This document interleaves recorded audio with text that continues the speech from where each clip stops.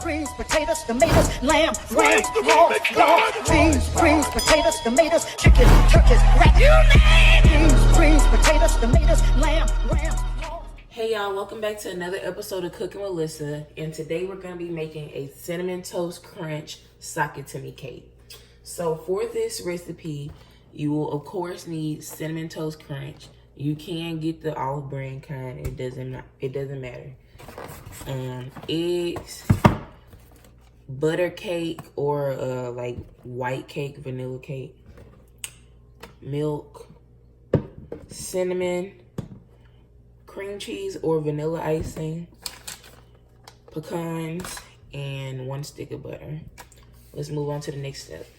All right, y'all, for the first step, all I'm gonna do is follow my cake mix recipe, but I do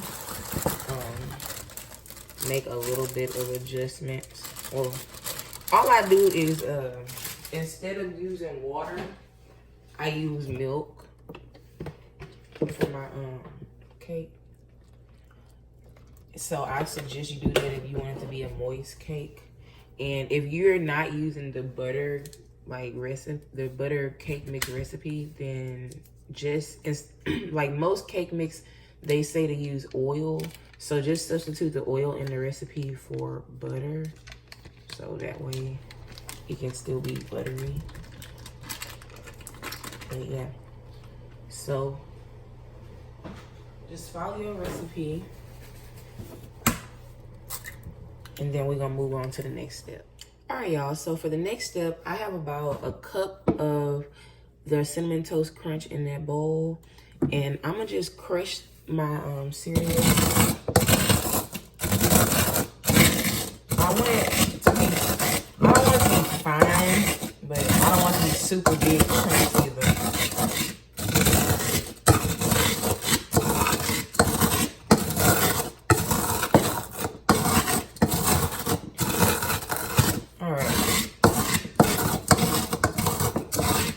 So once you get those big chunks out, then I'm gonna take, it's a small pack of pecans. You can put as much pecans as you want in there. And we're gonna add that to the bowl. And then the last thing I'm gonna add is our cinnamon. And just mix that up. Just for a little extra cinnamon action. So now, as you can see, I mixed up our cake mix. And again, I just followed the recipe, and instead of water, I use milk. I got a bundt pan. You don't have to use a bundt pan, but whatever pan you do use, make sure you put butter in it. So the first thing I'm gonna do is pour about half of our batter into the bottom of the pan. Well, it's not half, maybe like a third. And then we're gonna add in our filling.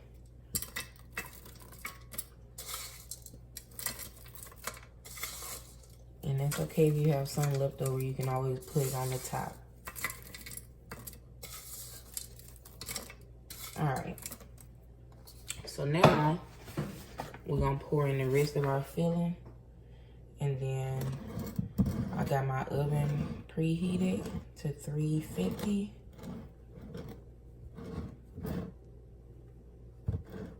I should have got my spatula.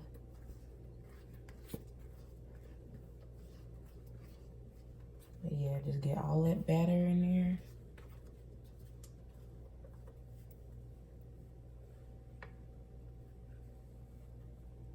Yeah.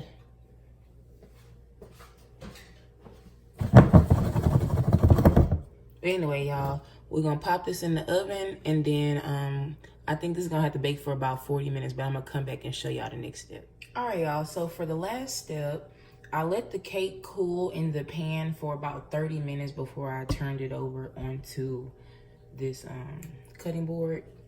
And I went ahead and popped my icing in the microwave for about 15 minutes.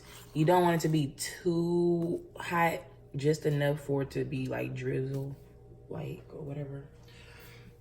But anyway, so you can do this however you want. I'm just gonna try to make it cute or whatever. So I'm just gonna try to do a little design or something like that. But yeah, so I'm gonna go ahead and put all this icing on the way I want, and then I'm gonna come back and show y'all. All right, y'all, so I got my icing decorated how I want.